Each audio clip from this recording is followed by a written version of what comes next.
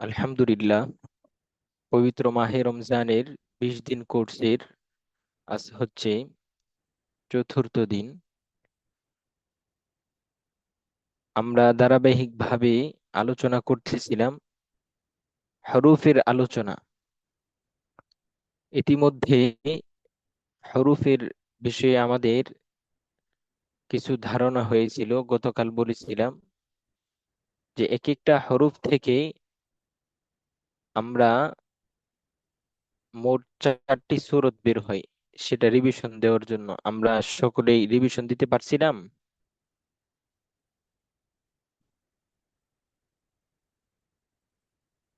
কথা শোনা যাচ্ছে? জি ওস্তাদ জি। জি জি। আচ্ছা, আমাদের রিভিশন দেওয়া হয়ে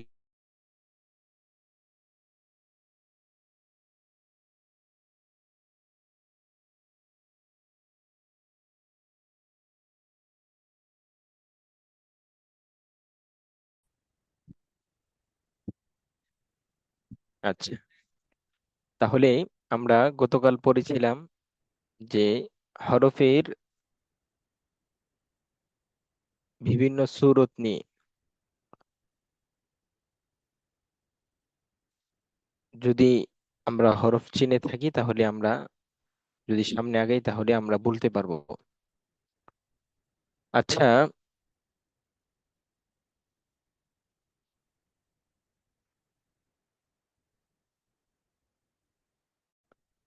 একজনে বলেন তো এখানে কি কি হরফ আছে? আমার স্ক্রিনটা যেখানে ধরা আছে আলিফের যে লাইনে।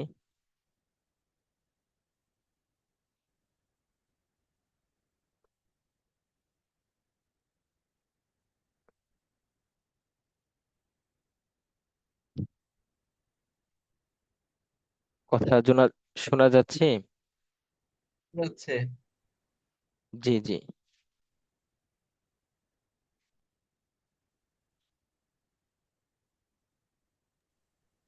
আলিফ খ জাল জাল।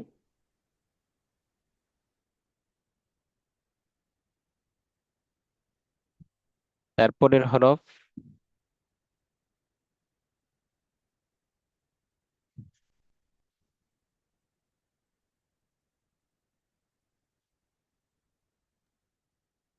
কফ লাম। কফের পরে কি? কফের পরে কফ আলিফ লাম। মাশাআল্লাহ মাশাআল্লাহ। এরপরের হরফ দাল দাল ইয়া দাল আইন লাম। দাল আইন লাম আলিফ আলিফ। হ্যাঁ হ্যাঁ, আইন। মাশাআল্লাহ। ওস্তাদ জি, শুনেন, আইন উচ্চারণ ঠিক আছে? আইন আইন, আইন হচ্ছে চার আলিফ। আইন। আইন। আমরা মনোযোগ সহকারে শুনি। আজকেই হচ্ছে আমাদের হরুফের শেষ আলোচনা ইনশাআল্লাহ। আমরা আগামীকাল থেকে আমাদের ধারাবাহিক যেই আলোচনা আছে সামনে আগাবো। সর্বশেষ হলো হরুফ চেনার ক্ষেত্রে আমরা প্রাথমিক অবস্থায় আমরা হরুফ চিনতে গেলে দুইটা বিষয় লক্ষণীয়, যে আরবি 29টি হরফের মধ্যে দুই ভাগে বিভক্ত। একটি হচ্ছে নোক্তাওয়ালা হরফ আর একটি হচ্ছে নোক্তাসারা হরফ। এই নোক্তাওয়ালা হরফ আমরা নোক্তা দেখে চিনবো। যে হরফের মধ্যে নোক্তা নাই সেটা হচ্ছে আমরা নোক্তা সারা হরফ বলা হয়। সেটা নোক্তা সারা দেখলে বুঝতে পারবো সেটা নোক্তা হরফ, নোক্তাওয়ালা হরফ না নোক্তা সারা হরফ। তার মধ্যে তারপরে হচ্ছে আমাদের লক্ষণীয় বিষয় হলো যে আমাদের হরফ সহি শুদ্ধ হওয়ার জন্য লক্ষণীয় বিষয় হলো যে তাসবিদ এবং মদ সহি শুদ্ধভাবে আদায় হইতেছে কিনা। মদ অর্থ টেনে পড়া, অর্থাৎ কোরআনুল কারীমের মধ্যে কোথায় টান হবে কোথায় টান হবে না, কোথায় তাড়াতাড়ি পড়তে হবে, এটা হচ্ছে অন্যতম একটা বিষয়। এই এই বিষয়গুলা যদি আমি ধরতে পারি বুঝতে পারি তাহলে আলহামদুলিল্লাহ আমার কোরআনুল কারীম তেলাওয়াতটা সহি শুদ্ধ হবে। সেই ক্ষেত্রে হরফ উচ্চারণের ক্ষেত্রেও কিছু মদ আছে। আমরা কোরআনুল কারীমের মধ্যে সামনে পড়ব যে মদ অর্থ টেনে পড়া, কিছু কিছু জায়গায় সেই মদ প্রয়োগ করতে হয়। ঠিক তেমনি ভাবে হরফের মধ্যেও আমরা মদ যদি প্রয়োগ করি তাহলে আমাদের হরফটা সহিশুদ্ধ হবে। হরফের মধ্যে কিছু কিছু হরফ আছে যেগুলা কোনো টান হবে না, দ্রুত পড়তে হয়, ওই হরফের মধ্যে কোনো টান হবে না। এটা শুরুর শুরুর দিন আমি বলেছিলাম। অর্থাৎ যেমন প্রথম অক্ষর আছে আলিফ, অর্থাৎ এটার মধ্যে শূন্য দেওয়া, এই হরফের মধ্যে কোনো টান হবে না। দ্বিতীয় হরফ হচ্ছে বা, এই হরফের মধ্যে এক আলিফ টান হবে। এইরকম ভাবে পুরো 29টি হরফের মধ্যে হয়তো এক আলিফ টান হবে, না হয় চার আলিফ টান হবে। যেমন শিন, আইন, এইখানে হচ্ছে চার আলিফ। অর্থাৎ 29টা হরফের মধ্যে দুইটি হরফ কোনো টান হবে না, সেই দুইটি হলো হামজা, আলিফ। আর কিছু কিছু হরফ এক আলিফ টান হবে, কিছু কিছু হরফ চার আলিফ টান হবে। এই বিষয়গুলো যদি আমি লক্ষ্য করি তাহলে মোটামুটি আলহামদুলিল্লাহ আমাদের 29টা হরফ আমাদের সহিশুদ্ধ হবে। আর হরফের যে স্থান আছে সেই স্থান থেকে যদি আমি উচ্চারণ করতে পারি তাহলে পুরাপুরি ভাবে আমার 29টি হরফ সহিশুদ্ধ হয়ে যাবে। দ্বিতীয় বিষয় হলো যে আমাদেরকে এই 29টা হরফ আমি পারি কিনা, চিনি কিনা, এটা আমাকে কি করতে হবে? যখন আমি এই সূরত গুলা পড়বো তখন অটোমেটিক আমি কি করব, এই 29টা হরফের সাথে পরিচিত হয়ে গেলে কোরআনুল কারীমের যে কোনো সূরা, যে কোনো পারা, যে কোনো পৃষ্ঠা থেকে আমি বলতে পারবো। আমি আজকে একটি সূরা আপনাদের সামনে তুলে ধরছি, সেটা যদি বলতে পারেন তাহলে বোঝা যাবে যে আপনারা কি করতেছেন, যে আলহামদুলিল্লাহ হরুফের সাথে আপনাদের পরিচয় হয়েছে। আমি দিচ্ছি, আপনারা একজন বলেন।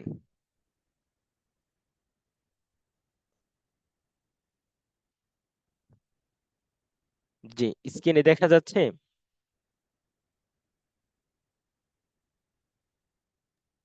জি উস্তাদ জি, দেখতে পাচ্ছি। জি জি, এইখানে কি কি শুধু আমরা হরফ পড়ব, কি কি হরফ আছে একজনে সুন্দর করে বলেন তো।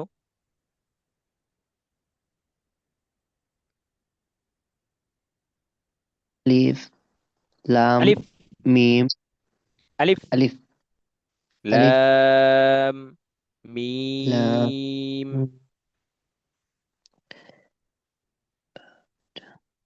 জি জি, মাশাল্লাহ, সুন্দর হচ্ছে, বলেন। এটা এটা তা মনে হয়, সম্ভবত তা না বা ভুলে গেছি পার্টটা। তা, জি, তারো, তারো, আলিফ, নুন, আলিফ, লাম, হা,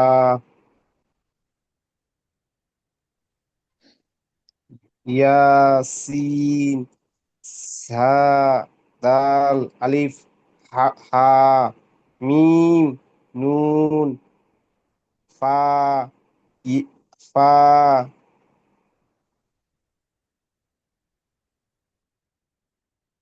মাশাল্লাহ, সুন্দর হয়েছে। তারপরে কি?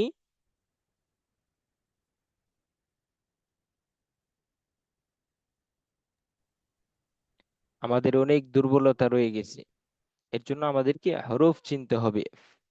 যখন আমি সুন্দরভাবে ধারাবাহিকভাবে বলতে পারবো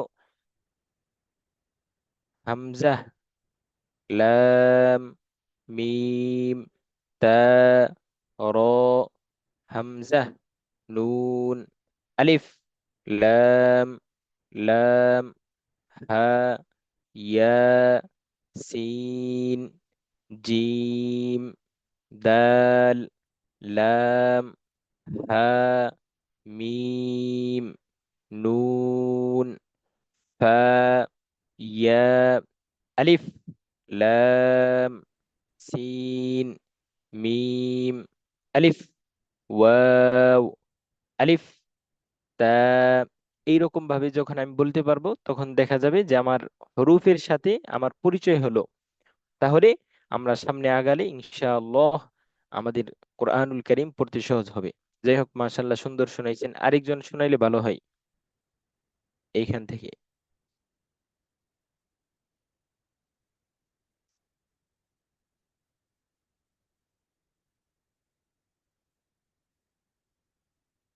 আওয়াজ শোনা যাচ্ছে?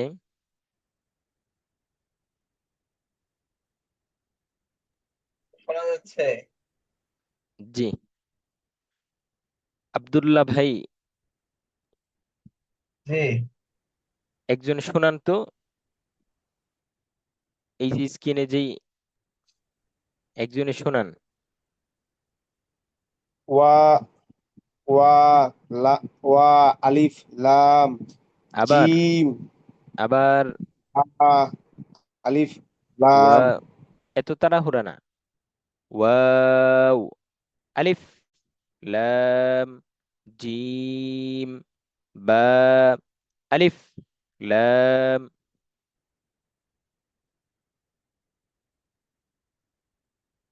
জি। ওয়াও আলিফ লাম জিম বা আলিফ লাম ওয়াও শিন জিম র ওয়াও আলিফ লাল ওয়াও আলিফ বা ওয়াও লাম সা ইয়া র মিম নুন আলিফ নুন আলিফ সিন ওয়াও লাম সি হ্যাঁ, সা ইয়া র মাশাল্লাহ, মাশাল্লাহ, সুন্দর হয়েছে, হা মাশাল্লাহ, জাযাকুমুল্লাহ খাইর। হা কফ ইয়া আইন লাম ইয়া হা আলিফ লাম আইন রাল আলিফ বা উস্তাদ জি স্ক্রিনটা নড়ে গেছে মনে হয়। আচ্ছা, স্ক্রিনে দেখা যাচ্ছে না?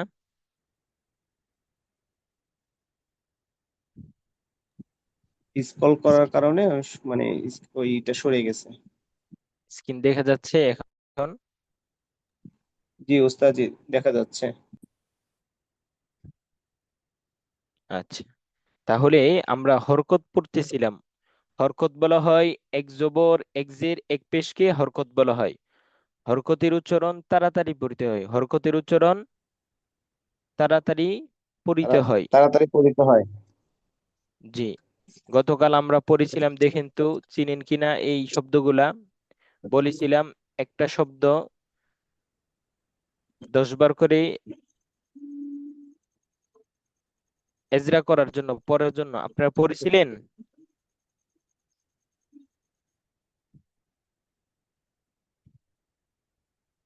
কথা শোনা যাচ্ছে? শোনা যাচ্ছে উস্তাদ জি। জি। হরকতের উচ্চারণ তাড়াতাড়ি করে পড়িতে হয়, যেমন যাকার। আপনারা আমার সাথে সাথে বলবেন, যাকার, জবর এক এক যাকার খলাক,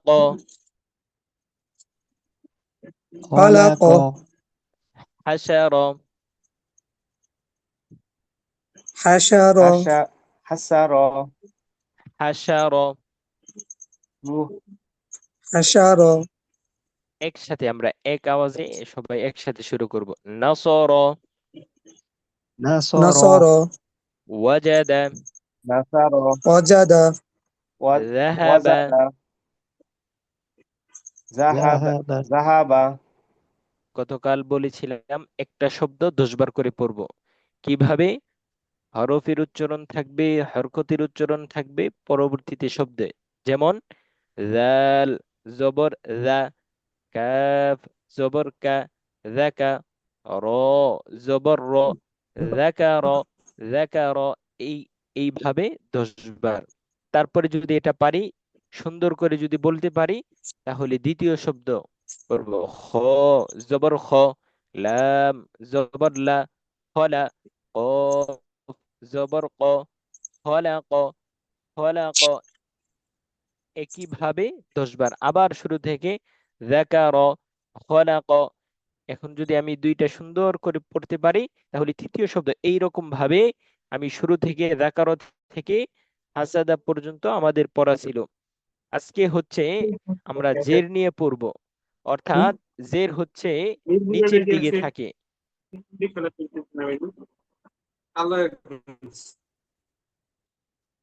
জের নিচের দিকে থাকে, তার উচ্চারণটাও নিচের দিকে হবে। যেমন হামজা, জের ই, বা, জের আপনি বি, একটু কানেক্টরটা দেখি তা, আপনার আওয়াজ বেশি হয়। জের দি।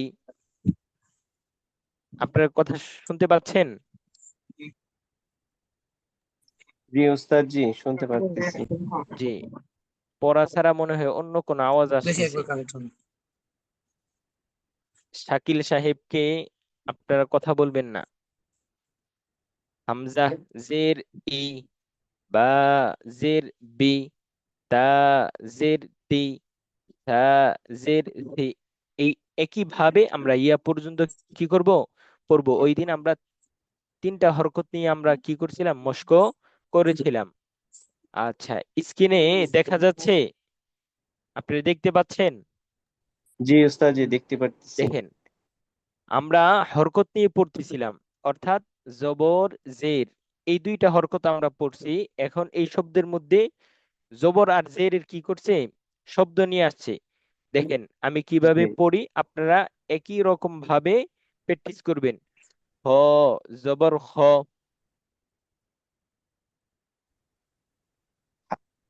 খ জবর খ, খ, জবর খ, শিন জের শি, খ জবর খ, শিন জের শি, ইয়া ইয়া, জবর জবর ইয়া, ইয়া, হসিয়া। ইয়া হরফের জবর সাথে সহি শুদ্ধ করে পড়তে হবে। যেমন হ, জবর খ, শিন, জের শি, খসি, ইয়া, জবর ইয়া, খসিয়া, খসিয়া। এইখানে হরকতের প্রয়োগ হচ্ছে। খসিয়া। আ- জি। আমরা হরকত পড়তেছি, আর হরকতের মধ্যে কোনো টান হবে না, তাড়াতাড়ি পড়তে হয়। হরকতের উচ্চারণ কি করিয়া পড়িতে হয়? তাড়াতাড়ি পড়িত, খরকতের উচ্চারণ তাড়াতাড়ি পড়িতে হয়। এক জবর যেমন এক জের এক পেশকে খরকত বলে। হরকতের উচ্চারণ তাড়াতাড়ি পড়িতে হয়, যেমন খসিয়া। আমার সাথে বলেন, খসিয়া, খুশিয়া, নাসিয়া, নাসিয়া, রদিফা, মুরদিফা, রদিফা, আযিনা, আজিনা, আজিনা, শারিবা, শ- শারিবা, ইরমা, ইরমা, লাবিসা, ইরমা, লাবিসা, বাখিলা, বাখিলা, বাখিলা, বাখিলা।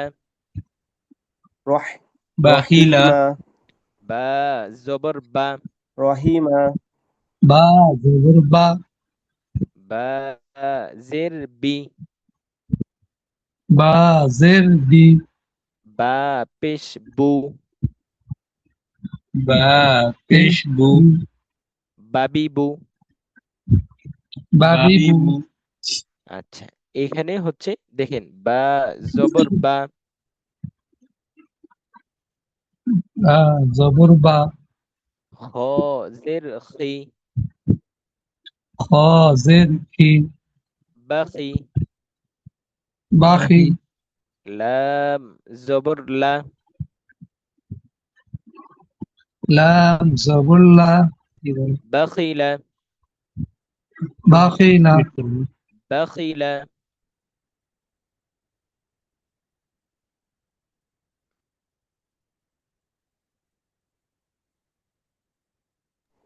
বাখিলা। আচ্ছা, তাহলে আমরা কি পড়লাম? জবর জের। আমরা কি পড়লাম? জবর রহিমা। জের। আচ্ছা, আগামীকালের পড়া থাকবে হচ্ছে এই যে শব্দটা, এখান থেকে খসিয়া থেকে কেবালি পর্যন্ত আমরা কি করব? মস্ক করব। কিভাবে মস্ক করব দেখেন। আইন জবর আ, মিম জের মে, আমে, লাম জবর লা, আমিলা, আমিলা জবর খ, আমিন। ক জের আমিলা। কি, ফা জবর ফা, খতিফা। এইরকম খতিফা। ভাবে আমরা খতিফা। খসিয়া থেকে একবারে কেবালি পর্যন্ত আমরা কি করব? পড়ব। আচ্ছা, এরপরে দেখেন তো, স্ক্রিনে দেখা যাচ্ছে, আপনি দেখতে পাচ্ছেন? দেখেন। পেশ। পেশ। বা পেশ বু,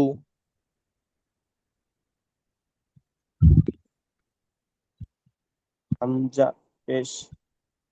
বা আলিফ পেশ। পেশ উ। বু, বা পেশ। বা পেশ বু।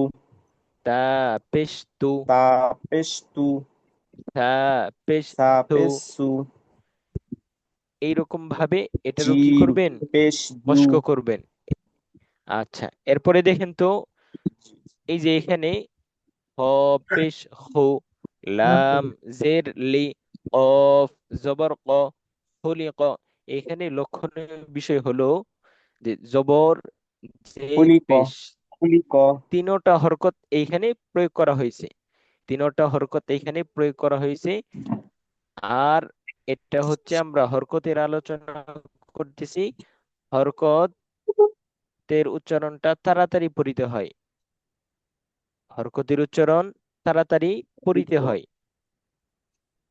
আচ্ছা, এইখানে আমরা আগে যেই রকম ভাবে মস্ক করছি, ঠিক ওই রকম ভাবে আমরা এখানে কি করব? মস্ক করব। যেমন বা পেশ বু, গইন জের গি, বুগি, ইয়া জবর ইয়া, বুগিয়া, জিম পেশ জু, আইন জের আই, লাম জবর লা, জুইলা।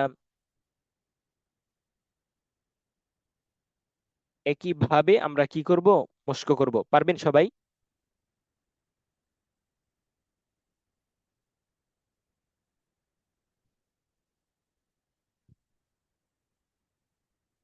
মস্ক করতে পারবেন? ইনশাআল্লাহ। জি, ইনশাআল্লাহ। ইনশাল্লাহ পারবো উস্তাদজি। আচ্ছা আচ্ছা, মাশাআল্লাহ। আচ্ছা, দেখেন তো, এই যে হরফগুলো আমরা পড়েছি, যেমন এইখানে আছে কি, এই যে দেখেন এইখানে এই শব্দটা, এখানে কি কি হরফ আছে বলেন তো? সিন, বা, লাম। মাশাআল্লাহ মাশাআল্লাহ। আচ্ছা, তারপরে আমরা কি করব?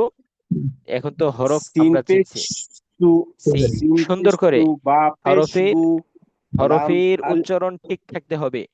হরফের উচ্চারণ ঠিক থাকতে হবে। সিন পেশ সু, বা পেশ বু, লাম জবর লা, সুবুলা।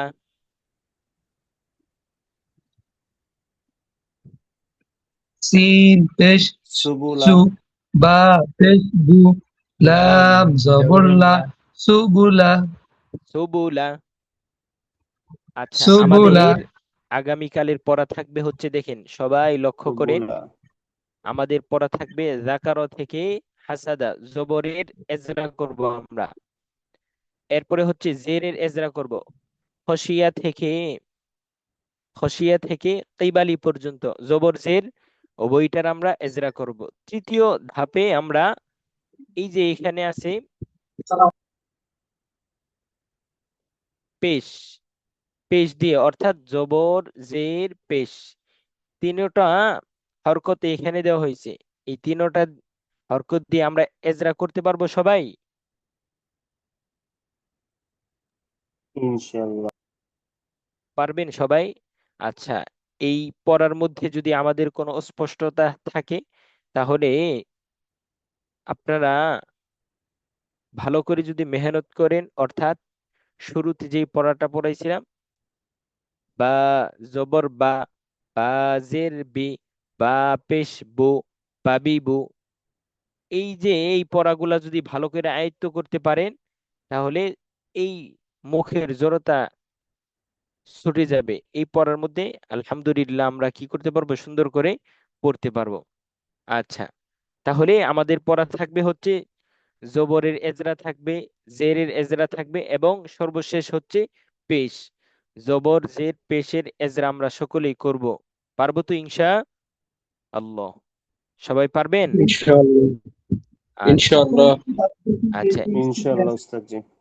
এই পড়ার মধ্যে যদি কোনো অস্পষ্টতা থাকে তাহলে আমাকে বলতে পারেন যে উস্তাদ জি আমি এটা বুঝতেছি না, পারতেছি না। এর মধ্যে কারো কোনো প্রশ্ন থাকলে বলতে পারেন।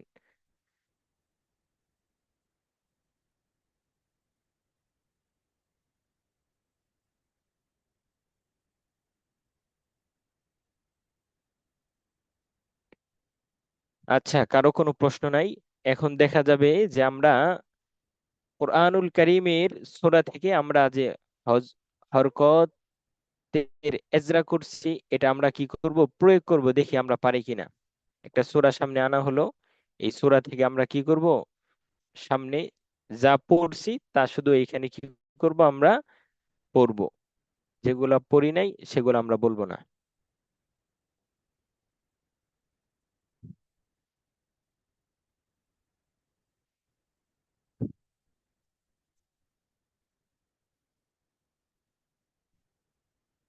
আচ্ছা, এখানে স্ক্রিনে দেখা যাচ্ছে।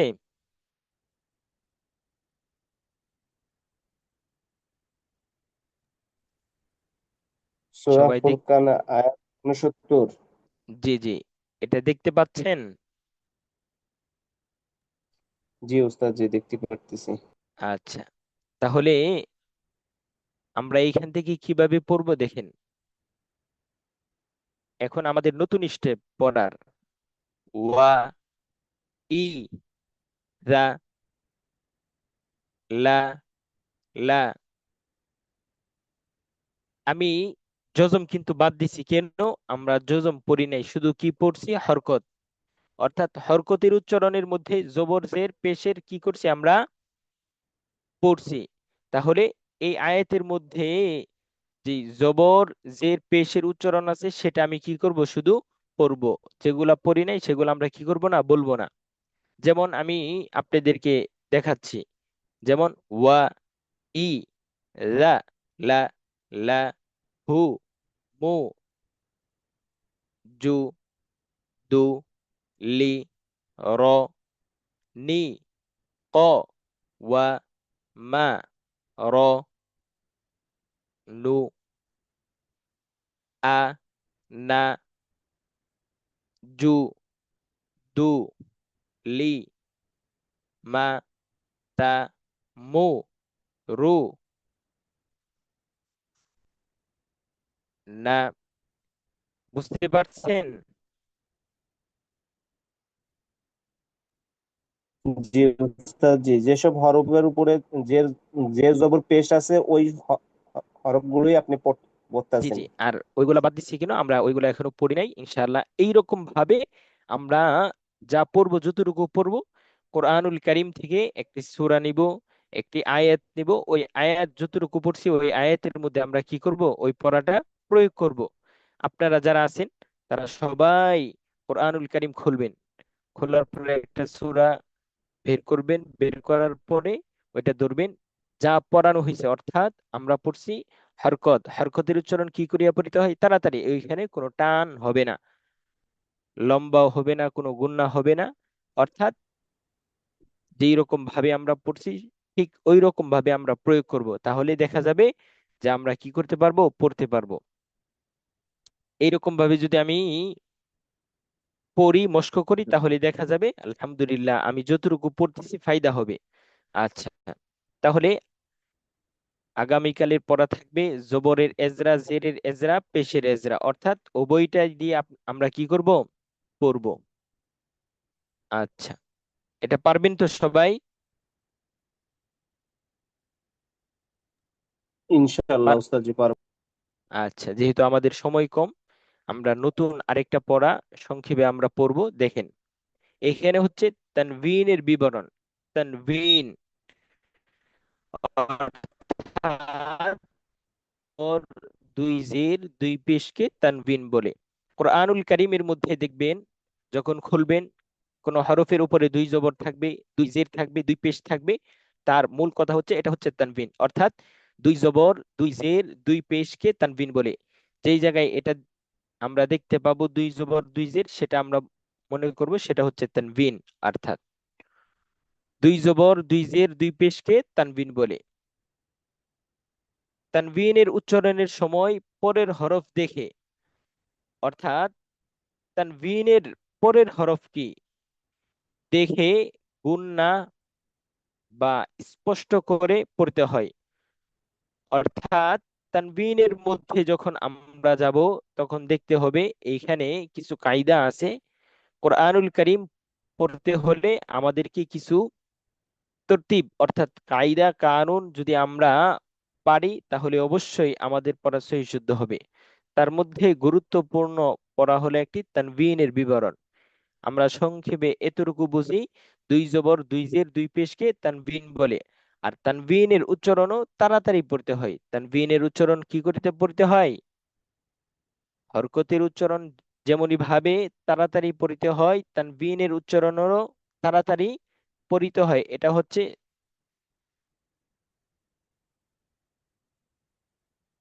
আচ্ছা, দেখতে পাচ্ছেন?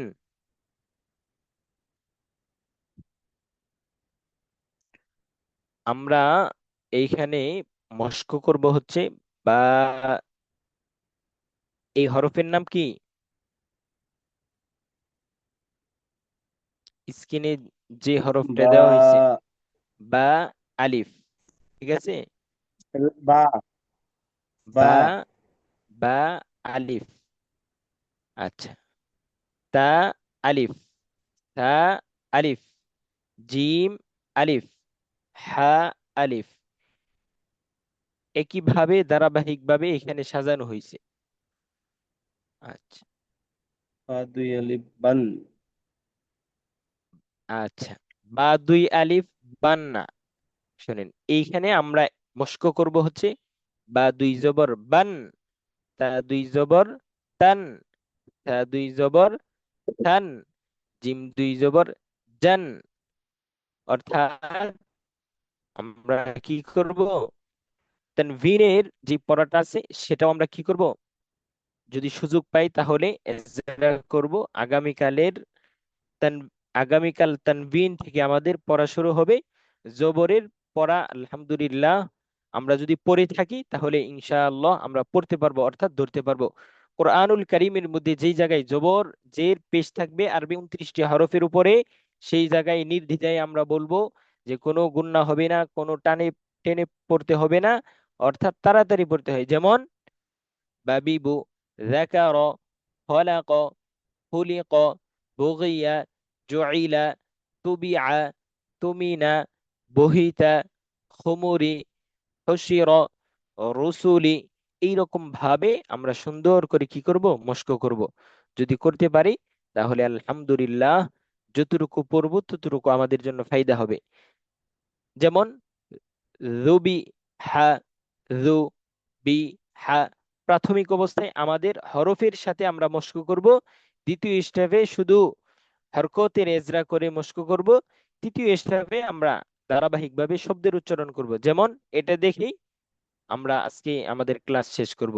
যেমন খ, পেশ খু, লাম জের লি, হলি, কফ জবর ক, হরি ক। দ্বিতীয় স্টেপে কিভাবে পড়ব, যু, বি, হা, যুবিহা। যখন আমি এই রকম ভাবে যখন আমি পড়তে পড়তে আমার পড়া যখন সহি শুদ্ধ এবং আমি পড়তে পারি, অর্থাৎ উচ্চারণ করার আমার কোনো দরকার নাই, তখন আমি তৃতীয় হিসাবে পড়ব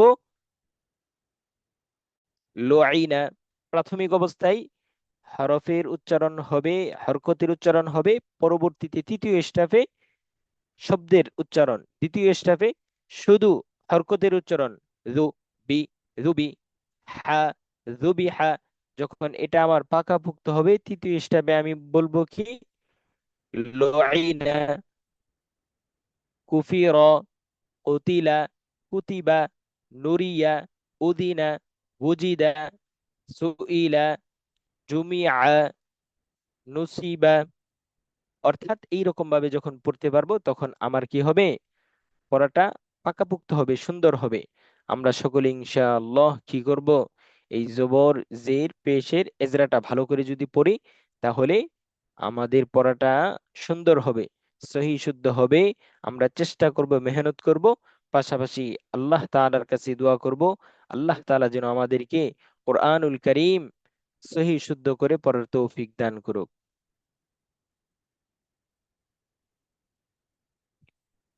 সবাই করব তো ইনশা।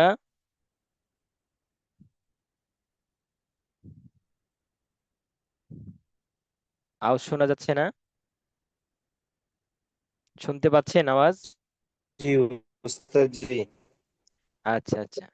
আচ্ছা তাহলে আজকের মতো এতটুকুই থাকবে। শোনা যাচ্ছে উস্তাদ। জি, আজকের মতো এতটুকু থাকবে ইনশাআল্লাহ। আমরা কি করব, ধারাবাহিকভাবে আমাদের যে পড়াটা আছে আমরা সকলে কি করব, পড়ার চেষ্টা করব ইনশাআল্লাহ।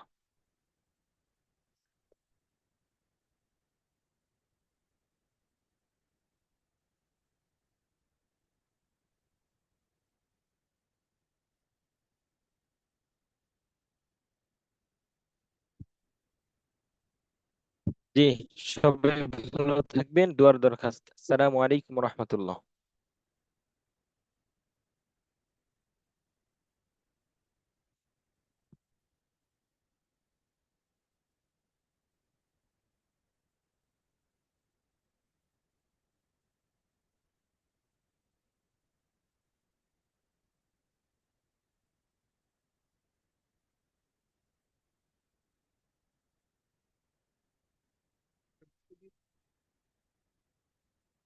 আমি যেটা পড়াবো,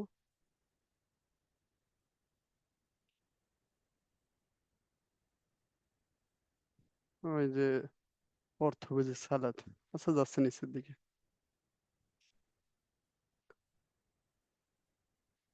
আসসালামু আলাইকুম রহমতুল্লাহি ওয়া। শুনতে পারছেন ভাই আমাকে? জি, শোনা যাচ্ছে?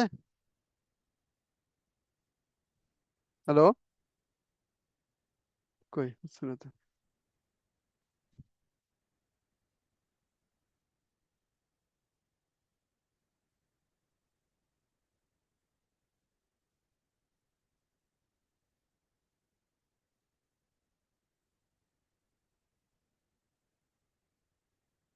আসসালামু আলাইকুম রহমতুল্লাহ।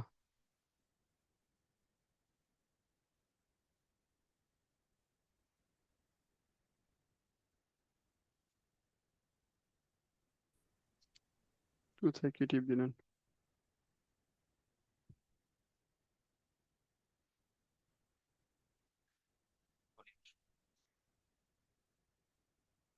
হ্যালো ভাই, শোনা যাচ্ছে আওয়াজ?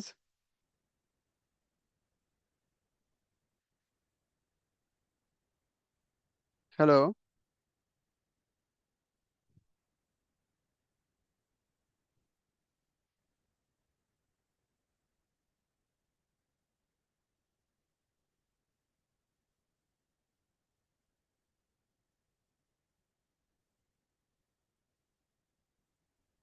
তো আপনি জান দিন।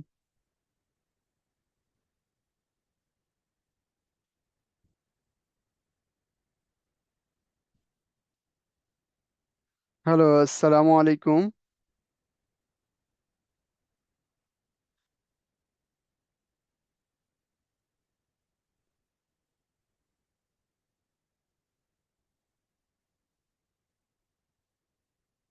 আসসালামু আলাইকুম।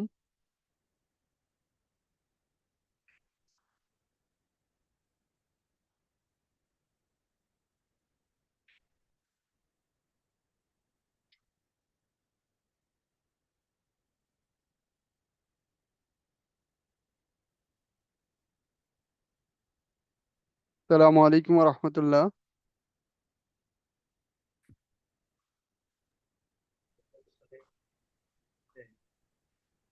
না, শোনা যাচ্ছে না তো। জি ভাই, কথা বলেন, শোনা যাচ্ছে। শোনা যাচ্ছে, দেখা যাচ্ছে, সব ঠিক আছে। একটু জোর দিয়ে দিন। হ্যাঁ, এবার একটু শোনা যাচ্ছে। এবার একটু শোনা যাচ্ছে। হ্যালো, আসসালামু আলাইকুম রহমতুল্লাহ। ওয়ালাইকুম আসসালাম রাহমাতুল্লাহ। হুজুর, সব শোনা যাচ্ছে, দেখা যাচ্ছে, কাজ নিতে পারে। হ্যাঁ, আপনারা আমার কথা শুনতে পাচ্ছেন? জি হুজুর, শুনতে পাচ্ছি।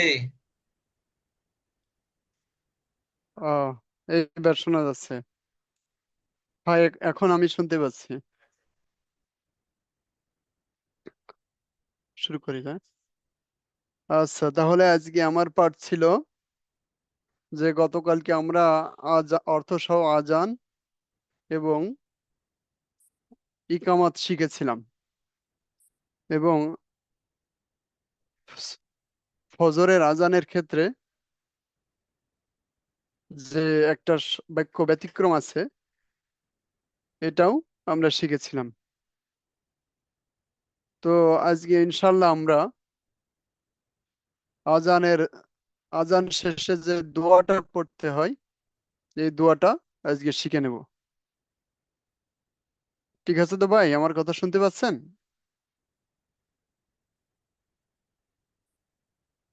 হ্যালো। যেহেতু শোনা যাচ্ছে, ক্লাস নেন। ঠিক আছে। তাহলে আজানের দোয়াটা হচ্ছে, প্রথমে দোয়াটা শিখতে হবে, তারপর অর্থ শিখবো ইনশাআল্লাহ। দোয়াটা কি? যে আল্লাহুম্মা রব্বা হাযিহি দাওয়াতি তাম্মা। দোয়ার শুরুর বাক্যটা কি? আল্লাহুম্মা রব্বা হাযিহি দাওয়াতি তাম্মা ওয়াসসালাতিল কায়িমা آت محمدا الوسيلة والفضيلة وابعثه مقاما محمودا الذي وعدته إنك لتخلف الميعاد। এটা হচ্ছে নামাজের আজানের শেষে এই দোয়াটা পড়তে হয়। তাহলে আমরা আজকে মিটিং এ কে কে আছি ভাই?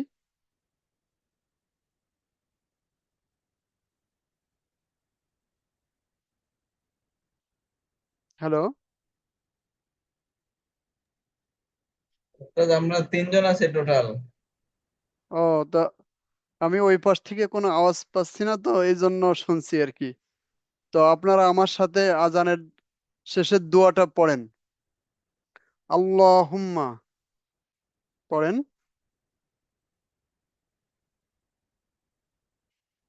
কি পড়ছেন?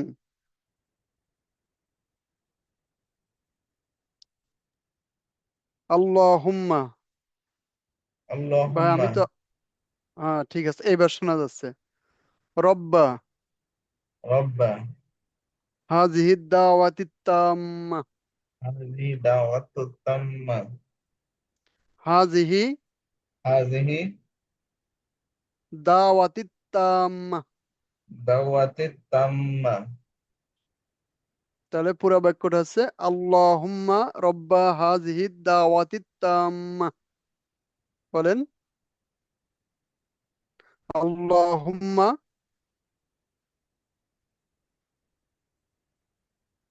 আল্লাহুম্মা বলেন। কানেকশনে একটু সমস্যা হচ্ছে নাকি ভাই? সবাই কি শুনতে পাচ্ছেন আমার কথা?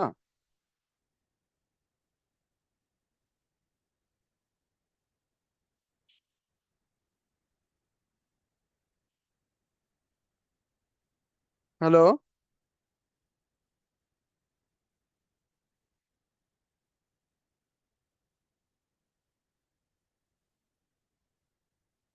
হ্যালো ভাই, আমার কথা শুনতে পাচ্ছেন?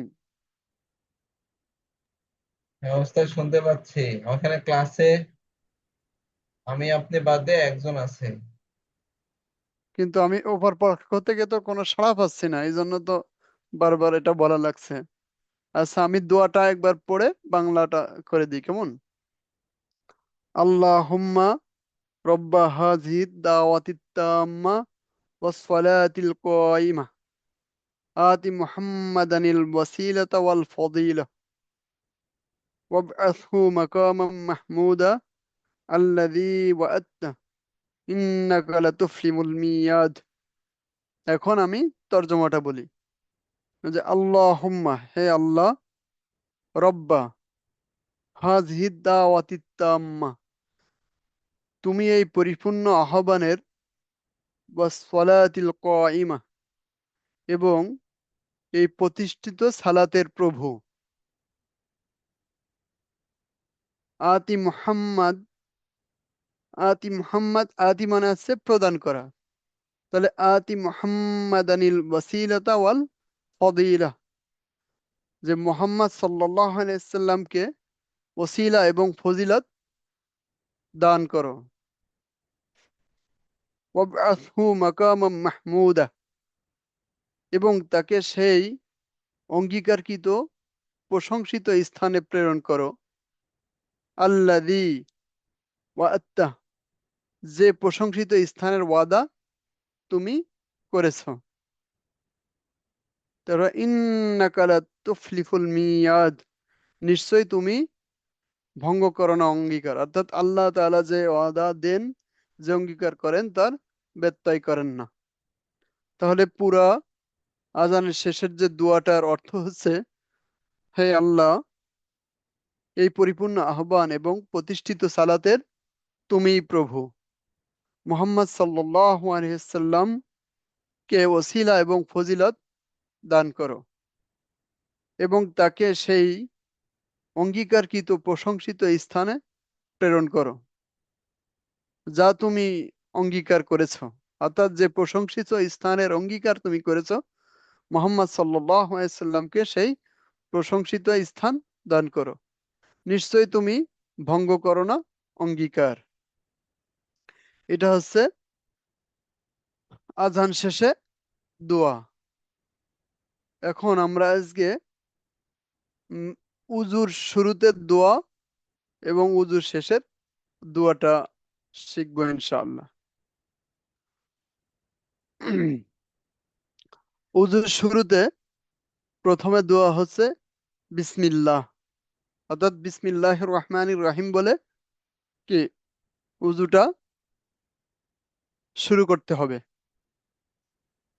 শুরু করার পরে, উজু করার পরে গিয়ে আমাদেরকে উজু শেষে দোয়া পড়তে হবে। হুম উজুর শেষের দোয়াটা কি? প্রথমে উজুর শেষের যে দোয়াটা পড়া হয়, এই দোয়াটার প্রথম অংশ আছে কালেমায়ে শাহাদাত, আর দ্বিতীয় আরেকটা বর্ধিত অংশ আছে। তো আমরা আজকে কালেমায়ে শাহাদাত এবং দ্বিতীয় যে বর্ধিত অংশটা মিলে উজুর শেষের দোয়াটা হয়, এই দোয়াটা পুরোপুরি শিখবো ইনশাআল্লাহ। দোয়াটা কি? যে আশহাদু আল্লা ইলাহা ইল্লাল্লাহু, প্রথম কি কালেমা, যে আশহাদু আল্লা ইলাহা ইল্লাল্লাহু ওয়াহদাহু লা শারীকা লাহু ওয়া আশহাদু আন্না মুহাম্মাদান আবদুহু ওয়া রাসূলুহু। এটা হচ্ছে কালিমায়ে শাহাদাতের অংশ। আর পরবর্তী অংশ, আল্লাহুম্মা আজআলনি মিনাত তাওয়াবিন ওয়াজআলনি মিনাল মুতাতাহহিরিন, এটা আছে দ্বিতীয় অংশ। এই দুটো অংশ মিলে আছে উজুর শেষের দোয়া। আমরা দোয়াটা আবার বলি। হুম বলার পরে দোয়াটার অর্থ শিখে আজকে আমরা আমাদের অর্থ সালাত আদায় করার যে এপিসোড, এটা শেষ করব। পরবর্তী 10 মিনিট আমরা ইনশাল্লাহ ছোট কিছু মাসালা মাসাইলের দিকে যাব। তাহলে দোয়াটা আবার পড়ি, যে আশহাদু আল্লা ইলাহা ইল্লাল্লাহু ওয়াহদাহু লা শারীকা লাহু ওয়া আশহাদু আন্না মুহাম্মাদান আবদুহু ওয়া রাসূলুহু আল্লাহুম্মা আজআলনি মিনাত তাওয়াবিনা ওয়াজআলনি মিনাল মুতাতাহহিরিন। তাহলে এটা হচ্ছে উযু শেষের দোয়া। দোয়াটার অর্থ কি? হে আল্লাহ, আমি সাক্ষ্য দিচ্ছি যে নিশ্চয়ই আল্লাহ ব্যতীত কোনো ইলাহ নেই। নিশ্চয়ই আল্লাহ ব্যতীত কোনো ইলাহ নেই। তিনি এক এবং একক, তার কোনো শরিক নেই। এবং আমি আরো সাক্ষ্য দিচ্ছি যে নিশ্চয়ই মুহাম্মদ সাল্লাল্লাহু আলাইহি সাল্লাম আল্লাহর বান্দা ও রাসূল। আর পরবর্তীটা অংশ ছিল আল্লাহুম্মা জাআলনি মিনাত তাওয়াবিনা ওয়াজআলনি মিনাল মুতাতাহহিরিন। এই অংশটার অর্থ হচ্ছে হে আল্লাহ, আল্লাহুম্মা অর্থ হচ্ছে হে আল্লাহ, আজআলনি মিনাত তাওয়াবিন অর্থ হচ্ছে তুমি আমাকে পবিত্রতা তওবাকারীদের অন্তর্ভুক্ত করো। ওয়াজআলনি মিনাল মুতাতাহহিরিন এবং পবিত্রতা অর্জনকারীদের অন্তর্ভুক্ত করো। তাহলে পরবর্তী অংশটার পুরো অর্থ হচ্ছে হে আল্লাহ, তুমি আমাকে তওবাকারী এবং পবিত্রতা অর্জনকারীদের অন্তর্ভুক্ত করো। এটা হচ্ছে হুজুর শেষে দোয়ার অর্থ। আমি আরো একবার পুরা দোয়াটা এবং তার অর্থ বলে দিচ্ছি। আশহাদু আল্লা ইলাহা ইল্লাল্লাহু ওয়াহদাহু লা শারীকা লাহু ওয়া আশহাদু আন্না মুহাম্মাদান আবদুহু ওয়া রাসূলুহু। আল্লাহুম্মা আজআলনি মিনাত তাওয়াবিনা ওয়াজআলনি মিনাল মুতাতাহহিরিন। অর্থ হচ্ছে আমি সাক্ষ্য দিচ্ছি যে নিশ্চয়ই আল্লাহ ছাড়া কি নাই, কোনো ইলাহ নাই। তিনি এক এবং একক, তার কোনো শরিক নাই। আমি আরো সাক্ষ্য দিচ্ছি যে নিশ্চয়ই মুহাম্মদ সাল্লাল্লাহু আলাইহি সাল্লাম আল্লাহ তাআলার বান্দা ও রাসূল। হে আল্লাহ, তুমি আমাকে তওবাকারী ও পবিত্রতা অর্জনকারীদের অন্তর্ভুক্ত করো।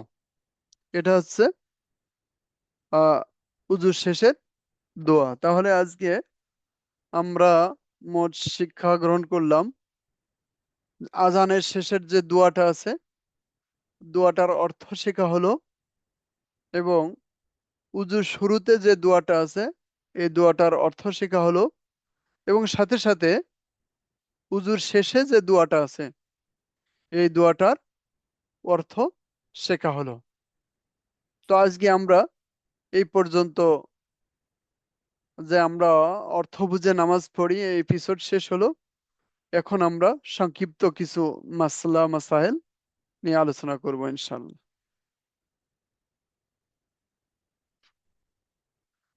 হ্যালো, আপনারা কি আমাকে শুনতে পাচ্ছেন কেউ? জি হুজুর, শুনতে পাচ্ছি। ঠিক আছে। তাহলে আমরা এখন আজকে যেহেতু আমরা উজুর দোয়া শিখলাম, উজুর শুরু এবং শেষের দোয়া শিখলাম, এখন আমরা আজকে উজুর যে ফরজ এবং উজুর সুন্নাত বিধানগুলো আমরা আজকে সংক্ষিপ্তভাবে ইনশাল্লাহ শিখে নেব, এবং যদি সময় থাকে কি কি কারণে উজু ভঙ্গ হয় এই বিষয়গুলো আমরা ইনশাল্লাহ আজকে জেনে নিব। যাই হোক, উজু সম্পর্কে পবিত্র কোরআন শরীফে আল্লাহ তাআলা ইরশাদ করেন, ইয়া আইয়ুহাল্লাযীনা আমানু ইযা কুমতুম ইলাস সালাত ফাগসিলু উজুহাকুম ওয়া আইদিয়াকুম ইলাল মারাফিক ওয়ামসাহু বিরুউসিকুম ওয়া আরজুলাকুম ইলাল কাবাইন। অর্থ হচ্ছে আল্লাহ তাআলা ইরশাদ করেন, হে মুমিনগণ, তোমরা যখন সালাত পড়ার ইচ্ছা করো তখন মুখমণ্ডল, অর্থাৎ উজুহাকুম মানে তোমাদের মুখমণ্ডল, ও আইদিয়াকুম এবং হাত তোমাদের হাত অর্থাৎ কনুই সহ তোমাদের হাত ধৌত করো, এবং গিরা সহ পা ধৌত করো, আর মাথা মাসেও করো। ওমসাহু বিরুসাকুম অর্থ হচ্ছে তোমাদের মাথা মাসেহ করো। অর্থাৎ এখান থেকে বোঝা যাচ্ছে যে আল্লাহ তাআলা সরাসরি কোরআনের নসের মাধ্যমে জানিয়ে দিচ্ছেন যে উজুর ক্ষেত্রে জরুরি জরুরি যে চারটা বিধান, অর্থাৎ উল্লেখ করেছেন তিনি। এইগুলো আছে, যেহেতু সরাসরি নসাই উল্লেখ আছে, সুতরাং এগুলো আছে উজুর ফরজ বিধান। তাহলে ফরজ বিধানগুলো কি আমরা জানলাম, যে সমস্ত মুখমণ্ডল একবার ধৌত করা, এবং মুখমণ্ডলের সীমা হলো কপালের উপরিভাগ থেকে শুরু হবে এবং থুতনির নিচ পর্যন্ত। আর দুই কানের লতি, অর্থাৎ এক কানের লতি থেকে অপর কানের যে লতি পর্যন্ত আছে আড়াআড়ি ভাবে, অর্থাৎ লম্বা ভাবে, কপালে যেখানে চুল গজায় থেকে থুতনি পর্যন্ত, এবং দুই পাশের কানের লতি থেকে পুরা মুখ, অর্থাৎ সমস্ত মুখমণ্ডল এক কথায় একবার ধৌত করা কি ফরজ। তারপরে দ্বিতীয় ফরজ আছে দুই হাত কুনুই সহ একবার ধৌত করা কি ফরজ। তৃতীয় ফরজ কি মাথার এক চতুর্থাংশ একবার মাসেহ করা। আর চতুর্থ ফরজ আছে দুই পা টাকনু সহ একবার ধৌত করা। তাহলে চারটা ফরজ আমরা কি কি শিখলাম আবার একবার শুনি। এই ফরজ বিধানকে উজুর রোকনও বলা হয়। আবার আমরা বলি যে উজুর ফরজ চারটি। এই চারটি বিধান হলো: এক, সমস্ত মুখমণ্ডল একবার ধৌত করা। আর মুখমণ্ডল, সমস্ত মুখমণ্ডলটার পরিমাণ হবে যে কপালে যেখানে চুল গজায় সেখান থেকে থুতনি পর্যন্ত, এবং দুই কানের লতি থেকে আহ সামনের যে পুরার জায়গাটুকু, এই পুরা মুখমণ্ডল এর মধ্যে অন্তর্ভুক্ত হবে। দ্বিতীয় ফরজ ছিল দুই হাতের কনুই পর্যন্ত একবার ধৌত করা। তৃতীয় ফরজ কি ছিল, যে মাথার এক চতুর্থাংশ, অন্তত এক চতুর্থাংশ কি একবার মাসেহ করা। আর চতুর্থ ফরজ দুই পা টাকনু সহ একবার ধৌত করা। তো এই চারটি বিধান ছিল উজুর আরকান বা ফরজ বিধান। এখন উজু হওয়ার কিছু শর্ত আছে। এই শর্তগুলো যদি পূরণ না হয় তাহলে অনেক সময় উজু হয় না। তো গুরুত্বপূর্ণ তিনটি শর্ত আমরা শুনে নিই। এক, যে উজুতে ধোয়া ওয়াজিব এমন সকল অঙ্গগুলোতে পানি পৌঁছানো, মানে এমন ভাবে পানিটাকে পৌঁছাইতে হবে যে এক চুল পরিমাণ জায়গাও কি শুকনা থাকতে পারবে না। অর্থাৎ উজুতে জরুরি যে বিধানগুলো আছে ধৌত করা, যে অঙ্গগুলো ধৌত করা জরুরি, সেই জরুরি অঙ্গগুলোর এক চুল পরিমাণ অঙ্গ কি থাকতে পারবে না, শুকনা থাকতে পারবে না। এটা হচ্ছে প্রথম শর্ত। দ্বিতীয়, যে সমস্ত জিনিস ত্বকে বা চামড়ার মধ্যে পানি পৌঁছাতে বাধা সৃষ্টি করে, সে সমস্ত জিনিস আমাদের এই ফরজ বিধান যে অঙ্গগুলো, এই জিনিসগুলো এখানে লেগে থাকতে পারবে না। যেমন সাধারণত মোম, তারপরে মোম, আটা, রং, তারপরে মহিলারা যে নেল পালিশ দেয়, তারপর আবরণ তৈরিকারী যে মেহেদি, মানে অনেক সময় বাজারে কিছু কৃত্রিম মেহেদি পাওয়া যায় যেগুলো শরীরের উপরে কি করে, আবরণ তৈরি করে। এই আবরণ তৈরিকারী মেহেদি এটা থাকতে পারবে না। এবং ফ্লুইড, আমরা যে সাদা ফ্লুইড ব্যবহার করি অনেক সময় লেখাটার উপরে একটা স্তর দেওয়ার জন্য, ফ্লুইড এটা, এবং প্লেডো এ জাতীয় কোন জিনিস কি এই জরুরি যে অঙ্গগুলো ধৌত করা, এই অঙ্গগুলোতে কি লেগে থাকতে পারবে না। অর্থাৎ এমন ভাবে থাকতে পারবে না যে এই অঙ্গগুলোতে পানি পৌঁছানোর ক্ষেত্রে বাধা সৃষ্টি হয়। তারপরে তৃতীয় শর্ত হচ্ছে যে উজু ভঙ্গ করে দেয় এমন কোন জিনিস যদি উজু করা অবস্থায় পাওয়া যায় তাহলে উজু শুদ্ধ হবে না। সেক্ষেত্রে নতুন করে কি করতে হবে, উজু করতে হবে। যেমন উজু করার পরে কেউ যদি বায়ু নির্গত করে, প্রস্রাব পায়খানা, বা শরীর কেটে রক্ত বের হওয়া, অর্থাৎ যে যে বিষয়গুলো উজুকে ভঙ্গ করে দেয়, এমন বিষয় যদি দৃষ্টিগোচর হয় তাহলে পুনরায় কি করতে হবে, আমাদেরকে উজু করতে হবে। এখন আছে উজুর ফরজ বিধানগুলো তো আমরা জানলাম। এখন আমরা ইনশাল্লাহ উজুর সুন্নাত, উজুতে সুন্নাত যে বিষয়গুলো আছে এগুলো একবার জেনে নিই ইনশাল্লাহ। অর্থাৎ নিম্নোক্ত যে জিনিসগুলো এখন আলোচনা হবে, যে জিনিসগুলো এখন আমরা আলোচনা করব, এগুলো হচ্ছে উজুর ক্ষেত্রে সুন্নাত বিধান। এক, উজুর ক্ষেত্রে নিয়ত করা। দুই, বিসমিল্লাহির রহমানির রহিম পড়ে উজু শুরু করা। তিন, দুই হাত কবজি পর্যন্ত প্রথম ধৌত করে নেয়। এই যে কবজি পর্যন্ত প্রথম কি করতে হবে? ধৌত করে নিতে হবে। 4 নম্বর সুন্নাত আছে উজুর ক্ষেত্রে মেসাক করা। আর যদি মেসাক না থাকে তাহলে আঙ্গুল দ্বারা হলেও মেসাক করে নেওয়া। 5 নম্বর সুন্নাত কি? উজুর ক্ষেত্রে কুলি করা।